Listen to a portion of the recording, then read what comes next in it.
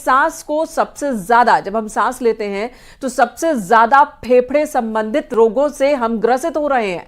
हमारे साथ हैं डॉक्टर अंशुमान कुमार, जो कि कैंसर विशेषज्ञ तो हैं ही, साथ ही इन्हें स्वास्थ्य नीति विशेषज्ञ भी कहा जाता है, क्योंकि ये सिर्फ क्योर नहीं बताते हैं, ये बताते हैं कि कैसे हम बच सकते हैं, कैसे हम बीमार ही नहीं पड़ सकते हैं। आज बात कैंसर की हो रही है।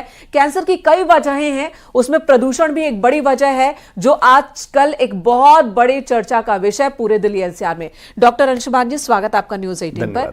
मेरा पहला सवाल तो यही है आपसे कि आप क्यों कहते हैं कि भारत कैंसर कैपिटल बन गया है? बहुत समय से मैं ये बात कह रहा हूं कि भारत को ग्लोबल कैपिटल ऑफ कैंसर, पूरे विश्व की राजधानी कैंसर के लिए डिक्लेयर कर देनी चाहिए। किया नहीं है, 2025 तक करना पड़ेगा, मजबूरी है। जिस रफ्तार से कैंसर के केसेस बढ़ रहे हैं, और वो कैंसर के केसेस जिनमें कभी किसी ने कोई व्यसन नहीं किया, जैसे तंबाकू, अल्कोहल जैसी चीज, तो ये बीमारी का जड़ कहां से आया? वायु प्रदूषण, खाद्य प्रदूषण, जल प्रदूषण, हर जगह आपका मामला प्रदूषित है। फूड एडल्ट्रेशन, पैक्ड फूड, ये सारी चीजें हमें एक कैंसर बॉम्ब पे बिठा दिया है, जिसको आप कह सकते हैं atom bomb of cancer. India के लोग बैठे हैं, किस दिन फट सकता है, और ये जल्दी होने वाला है। जैसा कि आपने बताया है कि हवा प्रदूषण, खाना भी हमारा दूषित है, तमाम वजह, सब पर हम डिटेल से बात करेंगे। शुरुआत प्रदूषण से कर लेते हैं। आजकल सबसे ज्यादा चर्चा हो रही है, हर साल नवंबर, अक्टूबर, दिसंबर का वो महीना होता है जब हम वायु प्रदूषण की चर्चा करने लगते हैं। कितना खतरनाक है ये कैंसर के लिहाज से? ये अब एक दिल्ली वालों की दिनचर्या का हिस्सा बन चुका है। और जैसे माने कि 4 मौसम हम मानते हैं भारत में, 5वां मौसम प्रदूषण का हो चुका है। विंटर में जैसे ठंड के मौसम में गर्म कपड़े निकालते थे, अब प्रदूषण के मौसम में मास्क निकाल लेते हैं। ये होना एक इनहैबिटेबल, मतलब जैसी कंडीशन जिसमें रहा नहीं जा सकता, ये हो चुका है।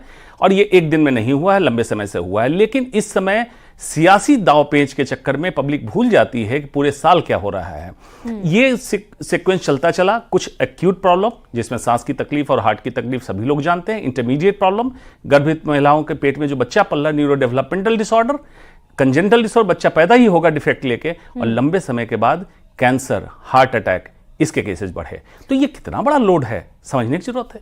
मुझे ये बताइए कि फिर बच्चे कैसे? हम जो आम लोग हैं, हर कोई अपने घर में एयर प्यूरिफायर तो रख नहीं सकता। अगर एयर प्यूरिफायर का इस्तेमाल करे भी तो 1-2 कमरों में करेगा, पूरे घर में नहीं करेगा, क्योंकि ये हवा, जहरीली हवा सिर्फ घर के बाहर नहीं है, घर के अंदर भी है। तो कैसे बचा जाए? देखिए, अगर परमानेंट सॉल्यूशन की बात कीजिएगा तो एयर प्यूरिफायर, मास्क, जिसको हम कहते हैं स्प्रे, स्प्रिंकलिंग ऑफ वाटर, पानी का छिड़काव, स्मॉग टावर, ये समाधान नहीं है। समाधान है पूरे साल आपको प्रदूषण रोकने पे, नियंत्रण पे काम करना पड़ेगा, और स्टेट दायरे में वायु पवन आपका रुका हुआ नहीं है, उससे निकलना पड़ेगा। कहीं टेम्पररी सॉल्यूशन क्या है? टेम्पररी सॉल्यूशन यह है, जो प्रदूषण है उसके इफेक्ट से होने वाले नुकसान से बच सकते हैं। जो इंडोर एक्सरसाइज करेंगे, अपनी इम्यूनिटी को ठीक रखेंगे, एंटीऑक्सीडेंट्स, वेजिटेबल जिनके खाने में होगा, उन पे इसका असर कम होगा। आप प्रदूषण का कुछ नहीं कर सकते हैं व्यक्तिगत स्तर पे। आप ग्रीन वेजिटेबल की बात कर रहे हैं, उस पर भी चर्चा करूंगी। आपका उस पर भी बहुत ही खास नजरिया है, विस्तार से जानेंगे। लेकिन एक बात बताइए, अगर दिन में स्टीम लेते हैं कम से कम एक बार, मास्क का इस्तेमाल करते हैं, तो इससे कितना फर्क पड़ेगा? मास्क खास करके N95, N99 कुछ हद तक इफेक्टिव है, 2.5 के लिए खास करके। स्टीम इनहेलेशन PM10, PM5 के लिए इफेक्टिव हो सकता है। सिंपली अपर रेस्पिरेटरी ट्रैक्ट, मतलब नाक के पीछे, गले के हिस्से में जो पॉल्यूशन जमा हो रहा है उसको निकालने के लिए। ये एक आंशिक रूप से उनके लिए जो हार्ट के रोगी हैं, दमे के रोगी हैं, बुजुर्ग हैं, बच्चे हैं, उनके लिए हो सकता है। लेकिन बच्चे अगर खेलना चाहें तो मास्क लगा के खेलना उनके लिए रिकमेंडेड टेक्निक नहीं है, इसको ना करें। तो ये कुछ बचाव है, लेकिन आप पूरी तरह से बच नहीं सकते हैं। घर से बाहर जब निकलेंगे तो पोल्यूशन का दबाव आपके ऊपर आएगा। अब अगला सवाल मेरा है, आप एक फॉर्मूला देते हैं, रीजनल खाइए, सीजनल खाइए, बट अब आज का फैशन है कि डॉक्टर्स भी कहते हैं कि आपको कीनू खाना होगा। हमें ड्रैगन फ्रूट्स ज्यादा अट्रैक्ट कर रहे हैं। तेल की जब हम बात करते हैं तो ऑलिव ऑयल का प्रचलन बढ़ गया है, क्या करें फिर? बिल्कुल, ये फॉर्मूला गांठ बांध लीजिए, रीजनल खाएं, सीजनल खाएं। 2 रीजन है। अगर प्रकृति ने कुछ भी चीज मौसम के हिसाब से बनाया तो नेचुरल सी बात है आपके शरीर के अंदर प्रतिरोधक क्षमता बढ़ाने के लिए बनाया, हीलिंग फूड इसको बोलते हैं। अगर आप सीजनल खाएं, और रीजनल खाएं का मतलब ये है कि रीजन में जब चीज़ें उपजती है तो वहाँ के मौसम, वातावरण, वहाँ के लोगों के जीन के हिसाब से जो नेचुरल चीज़ें आती हैं। अगर बाहर से मंगा खाएंगे तो उसमें फॉर्मलिन का स्प्रे, प्रिजर्वेटिव होना ही होना है ताकि आपके तक चीज़ सही पहुंच सके। जो ये सारी चीज़ें आप सुनते हैं, कीनू, कीवी, इस तरह की चीज़ें, सारा मार्केटिंग पॉलिसी है। जो आपके एरिया में ड्रैगन फ्रूट हो रहा है उसको खा लें, बेहतर है रादर देन कि चाइना से आए हुए इंपोर्टेड ड्रैगन फ्रूट को खाएं। ड्राई फ्रूट्स को लेकर भी होता है। अब आलमंड कहीं से आ रहा है, बादाम कहीं से, अखरोट कहीं से, और चूंकि वो मार्केटिंग का हिस्सा है, जैसा कि आप भी बता रहे हैं, प्रमोट भी किया जाता है।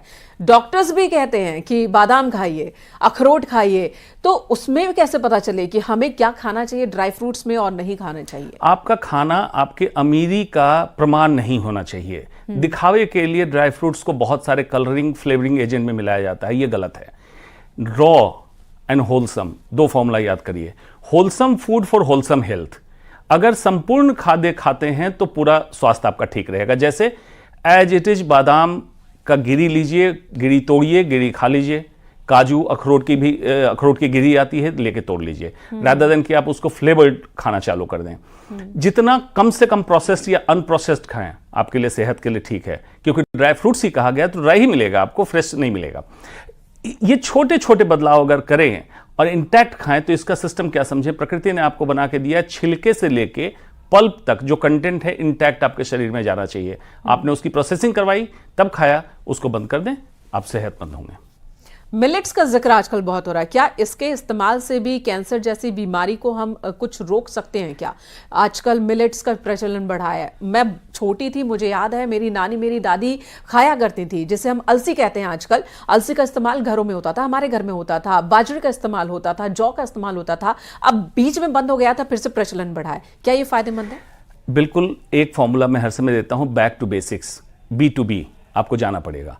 ये ऐसा क्यों हुआ? गेहूं आपने खाना चालू किया, रिफाइंड आटा, उसमें चोकर हटा दिया गया। उसको अगर नहीं बंद करते तो आपको मिलेट्स की आवश्यकता इतनी नहीं होती। आपने ये किया तो सबसे पहले तो गेहूं को वापस लाएं, एज इट इज गेहूं लें, आटा पिसवा के खाएं।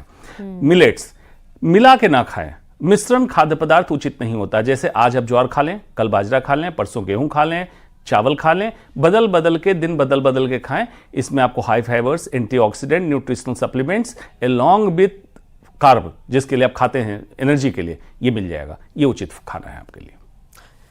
ये बड़ी बात कही आपने। और आप सब्जियों को लेकर भी कहते हैं कि फ्रेश सब्जी खाएं, ग्रीन खाएं, यमुना खादर वाली ना खाएं, लेकिन मिले वही तो खाएं कैसे? ऑर्गेनिक है नहीं है, ऑर्गेनिक है भी तो हर किसी को नहीं है कि वो अफोर्ड कर पाए।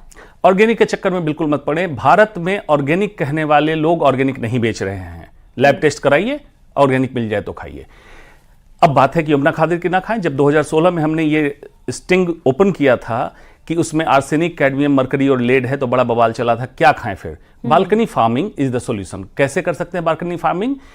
उसका मॉडल मैंने तैयार किया है, मेरे सोशल हैंडल पे जाके देखेंगे आप, मिलेगा। छोटा सा गमला, एक न्यूक्लियर फैमिली, क्योंकि भारत में, दिल्ली में खासकर न्यूक्लियर फैमिली रहती है, न्यूक्लियर फैमिली के लिए उपयुक्त गोभी, टमाटर, बैंगन, आपके धनिया पत्ता, पुदीना, एलोवेरा, इस तरह की चीजें आपकी मिल जाएगी। जो सीखना चाहें उनको मैं सिखा दूंगा कैसे करते हैं। आप बालकनी फार्मिंग करके अपने लिए सब्जी उगा सकते हैं। जब आप डिमांड करेंगे तो सप्लाई बदल जाएगी। ये बहुत इंटरेस्टिंग है। एक डॉक्टर जो हमारे साथ बैठे हैं, अमूमन आप डॉक्टर से मिलेंगे तो डॉक्टर्स आपको बताएंगे कि आप ये चेकअप करा लीजिए, वो चेकअप करा लीजिए, फुल बॉडी चेकअप करा लीजिए, ये दवाइयां खा लीजिए। और हमारे साथ जो डॉक्टर मौजूद हैं वो कह रहे हैं कि आप बालकनी में सब्जी उगाइए और खाइए, हमारे पास आने की जरूरत नहीं, हम सब्जी उगाना सिखाएंगे, दवा खाने की मत सोचिए। ये इंटरेस्टिंग है, इस पर भी चर्चा करेंगे। लेकिन उससे पहले ये बताइए, कैंसर, इस शब्द को सुनते साथ ही डर जाता है, सहम जाता, पूरा परिवार सदमे में आ जाता है अगर परिवार में किसी एक शख्स को कैंसर डिटेक्ट हो जाए तो। इस शब्द से कितना ज्यादा डरने की जरूरत है, और क्या इसके कोई लक्षण भी होते हैं जो वक्त रहते बता दे और हम डॉक्टर के पास चले जाएं? कैंसर से डरने की जरूरत नहीं है। कैंसर हो जाए तो लड़ने की जरूरत है। कैंसर क्या है? असामान्य उद्देश्य विहीन अपने शरीर की कोशिकाओं की वृद्धि को कैंसर कहते हैं। मतलब हो सकता है इसको इरिटेट करने के लिए बाहर से कैंसर फॉर्मिंग एजेंट्स आया हो, लेकिन ये आपके शरीर के अंदर का सेल है। क्या हुआ? अंदर ही लड़ाई हुई, हमारे बीच की कोशिकाएं कुछ आतंकवादी बनके हमें मारने लगी। तो कहां से इंडक्शन आया? इंडक्शन आया बाहर से, जो कार्सिनोजेंस लिए की बात आज हम कर रहे हैं, खाना पीना, वायु, इन सब से। इससे जितना हो उसके बचे। प्राणायाम, ध्यान, एक्सरसाइज जिस फॉर्म में, योगासन फॉर्म में करें तो बेहतर है, ये करें। और अगर हो जाए कैंसर तो डरिए मत कि कैंसर डिटेक्ट हो जाएगा तो क्या होगा। Early detection is the answer. Early detection से मतलब है कोई भी असामान्य लक्षण जो आपकी दिनचर्या का हिस्सा नहीं था और इन दिनों होने लगा हो, आप जाके तुरंत चेकअप कराएं। डॉक्टर बेशक आपको दवा दे, आप कहें डॉक्टर साहब एक बार कैंसर की जांच करा लो, 90% केस में आपको नॉन कैंसर की बीमारी निकलेगी, 10% बिल्कुल अर्ली स्टेज या प्री कैंसर निकल जाएगा और आप ठीक हो जाएंगे। वो लक्षण कुछ बता पाएंगे क्या, किस तरह के लक्षण होते हैं? असामान्य लक्षण में कोई भी गांठ जो 3 हफ्ते से ज्यादा हो, खांसी या बलगम, आवाज में बदलाव 3 हफ्ते से ज्यादा हो, नॉन हीलिंग अल्सर, मुंह में छाले हो गए, खास करके आप तंबाकू खाते हैं, दांत की शिकायत है, दांत हिलने लगे, कैंसर के लक्षण हो सकते हैं। एबनॉर्मल ब्लीडिंग, महिलाओं में खास करके मासिक धर्म के अलावा कभी ब्लीडिंग हो जाए, एबनॉर्मल सिम्टम्स है। पेशाब में खून का आना, इनडाइजेशन, एसिडिटी, ये सारे जो लक्षण हैं हमारे कॉमन बीमारियों के होते हैं। लेकिन अगर ये 3 हफ्ते का मार्किंग पॉइंट आप रख लें, अगर उससे ज्यादा, उदाहरण के तौर पे खांसी, दिल्ली वालों के लिए नहीं, आपकी दिनचर्या का हिस्सा है खांसी, आप खांसते रहिए। बाकी लोगों के लिए 3 हफ्ते से ज्यादा खांसी हो, जांच जरूर कराएं, हो सकता है फेफड़े का कैंसर डेवलप हो रहा हो, शुरुआती स्टेज में पकड़ें, ठीक करा लें। डॉक्टर साहब, आप कैंसर से बचने का, कैंसर से लड़ने का और कैंसर को मात देने का तीनों तरीका आप बताते हैं, और एक लंबी लड़ाई आप खुद भी कैंसर को लेकर लड़ रहे हैं, समाज को जागरूक करने के लिए और क्योर करने के लिए। न्यूज 18 में एक मुहिम चलाता है कैंसर के विरुद्ध मुहिम, जागरूक करने के लिए। आपके जीवन में इस तरह का कोई केस आया हो, कोई जो बहुत ही क्रिटिकल था और फिर उसे आपने मौत के मुंह से निकाला, और उसका एक्सपीरियंस किस तरह का था? देखिए, मैं ये तो नहीं कहूंगा कि मौत के मुंह से क्योंकि मैं इसलिए ये सवाल कर रही हूं कि अक्सर माना जाता है कि अगर 3rd स्टेज 4th स्टेज में पता चलता है कैंसर के बारे में तो उसके बाद बचा नहीं जा सकता। क्या ऐसा है या गुंजाइश होती है? 4th स्टेज कैंसर में ये जरूर है कि हम जीवन को बढ़ा सकते हैं, क्योर नहीं कर सकते, ये सच है। लेकिन डॉक्टर का काम होता है विज्ञान पे आधारित, तथ्य पे आधारित चीजों को करना और रिजल्ट मिले। उसमें इंसान के शरीर की हीलिंग कैपेसिटी होनी चाहिए, रिजर्व होना चाहिए, इसकी जरूरत है, डॉक्टर पे ट्रस्ट होना चाहिए। हाँ, केसेज काफ़ी हैं। रिसेंटली एक बच्चा आया जिसको जबड़े का कैंसर था, माँ के गर्भ में जब पल रहा था तभी हुआ, और पूरी फैमिली है तो उत्साहित थी। लेकिन ये ऐसा भी मुमकिन है? जी जी, गर्भ में रहते हुए कैंसर से ग्रसित हुआ बच्चा? बहुत सारे रेडिएशन का एक्सपोजर, पोल्यूशन का एक्सपोजर हो, उस समय फर्स्ट हिट हो जाता है और सेकंड हिट। इसलिए कहते हैं कि जो गर्भवती महिलाएं होती हैं उनको ओवन का इस्तेमाल नहीं या इस तरह के इक्विपमेंट्स का इस्तेमाल नहीं करना चाहिए जिससे रेडिएशन हो। बिल्कुल, क्योंकि रैपिडली डिवाइडिंग सेल होते हैं बच्चे में, और उसमें फर्स्ट हिट, एक हाइपोथेसिस है, हिट हाइपोथेसिस। पहला कैंसर का हिट हो गया बच्चे में, बच्चा नॉर्मल पैदा हुआ, बाद में ग्रो किया, 3-4 साल के बाद उसको कैंसर हो गया। इस तरह का लक्षण होता है। लेकिन जब मैंने उस बच्चे की डायग्नोसिस करी, पैथोलॉजी की टेस्ट की रिपोर्ट आई, ये पूरे वर्ल्ड में सिर्फ 8 केसेस रिपोर्ट हुए थे जिसमें ये था कि जबड़े को निकाल के सर्जरी होनी चाहिए। लेकिन मैंने जब पूरी चीज़ों को समझ के देखा तो उसका एक डिफरेंट ट्रीटमेंट किया जिसमें बच्चे का जबड़ा भी बचा, कैंसर भी क्योर हो गया। उसमें बिल्कुल अलग लगता है कि कई एविडेंसेस को मिलाकर अगर एक एविडेंस तैयार करके किसी का इलाज करते हैं और जो एक नया रास्ता दिखाता है कैंसर के ट्रीटमेंट, तो अच्छा लगता है। और आप कहते हैं अपने शेड्यूल पे बहुत ध्यान दे, लेकिन फिर शिफ्टों में नौकरी है तो वो कैसे करे? Early to bed, early to rise, ये वक्त पहले था, ये अच्छा लगता है सुनकर, लेकिन सबके लिए मुमकिन नहीं है, फिर क्या करें? सर्कैडियन रिदम, दिमाग में एक बायोलॉजिकल क्लॉक दिया गया है, मतलब सूरज के उगने के समय जितना क्लोज आप जगें और डूबने के जितना क्लोज सो जाएं, ये तो ठीक है। लेकिन आपने बिल्कुल सही कहा, खास करके मेट्रो सिटी में संभव नहीं है। तो आपको ये करना होगा कि as close to as possible. सुबह जगने का समय तो आप जरूर ठीक कर सकते हैं, सोने का समय बहुत ठीक नहीं कर सकते हैं, तो खाने का समय अर्ली कर लें। सोने के समय से मतलब हर समय नींद से भी नहीं है, आप सनसेट के आसपास खाना खा लें और उसके बाद खाली पेट रहें। कम से कम पेट आपका 12 घंटे खाली हो, ताकि जो टॉक्सिन्स जनरेट होकर रात में आपके पेट पे असर कर रहा होता है ये कम करे। एक सर्कैडियन रिदम को as close to as possible. रात को हेवी खाना ना खाएं, ये भी आपके बायोलॉजिकल क्लॉक को ठीक करता है। और जो दिन में सोते हैं बेवजह, दिन में ना सोएं, ये 2-3 चीजें करें। ये मॉडिफाइड वर्जन है, अदरवाइज तो है दिनचर्या की जो बायोलॉजिकल क्लॉक। आज मुझे वक्त बहुत कम है, क्लोज करूंगी। उम्मीद है हमारे दर्शकों को ये बातचीत समझ में आ रही होगी और क्यों हम ये बात कर रहे हैं ये भी इससे उस फायदा उठाएं। वो जाते जाते जो अभी पॉल्यूशन है उस पर आपने 2-4 लाइनें लिखी हैं, वो सुना दीजिए जरा।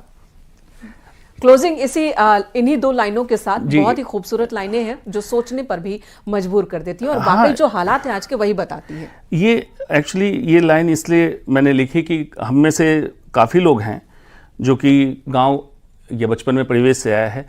सुनहरी शाम लगती है हमारी गांव की यादें, जब मैं सांस लेता हूं तो उसकी याद आती है। अम्मा ठोक देती थी जब मैं खांस देता था, यहां तो रोज की खांसी में अम्मा याद आती है। जहरीले गैस की दिल्ली में कुछ और भी है, किताबों का पवन मिश्रण बहुत अब याद आता है। सियासी हो गई है ये हवा, चुनावी चाल चलती है, बागीचे की अटखेलियां अब हमको याद आती है। सुबह जब धुंध होती थी तो कुछ कुछ ठंड होती थी, गला जब तंग होता था तो तेरी याद आती है। दिवाली बम पटाखे कम, आंखें भी हैं थोड़े नम, छत पर पटाखे का सुखाना अब याद आता है। पटाखों पर भी अब सियासत ज्यादा है, पटाखे कम, सियासत ज्यादा है, लेकिन हालात कुछ ऐसे ही बन गए हैं। आप बचकर रहिए और कैंसर के कारक कई सारे हमारे आसपास ही हैं, उन कारकों से बचने की कोशिश कीजिए। और उसके बाद भी कभी कैंसर डिटेक्ट हो तो बहुत डरने घबराने की जरूरत नहीं है। खुद के मेंटल कंडीशन को, रोगी के मेंटल कंडीशन को और परिवार को भी मजबूती के साथ खड़े रहना है तो कैंसर को मात दिया जा सकता है। बहुत बहुत धन्यवाद आपका न्यूज 18 के प्लेटफॉर्म पर आने के लिए, हमारे दर्शकों को तमाम सही और अच्छी जानकारी देने के लिए। रुकेंगे एक ब्रेक के लिए, खबर जारी है।